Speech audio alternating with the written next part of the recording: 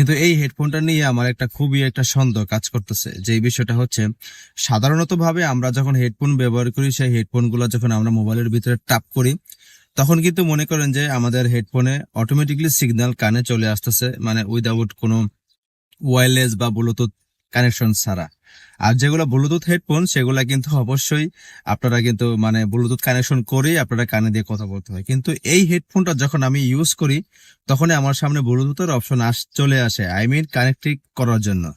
তো আমি ভাবলাম যে আমার মনে হয় নিশ্চয়ই এই যে মাথাটা আছে, এই মাথাটার ভিতরে কিছু না কিছু একটা টেকনোলজি তারা দিয়ে দিয়েছে, যে টেকনোলজিটার মাধ্যমে এমনও হতে পারে আপনার মোবাইলটার সমস্ত ডাটা তাদের কাছে চলে যাচ্ছে অটোমেটিকলি। সো এইটা দেখেই মানে আমি আর হেডফোনটা ইউজ করলাম না, হেডফোনটা ফালাই দিলাম। সো আপনারা যারা যারা এরকম হেডফোন ইউজ করার পরে কানেক্টিং আসবে, অবশ্যই হেডফোনটা ইউজ করবেন না, তা না হলে বিপদ সম্মুখীন হতে পারেন আপনিও।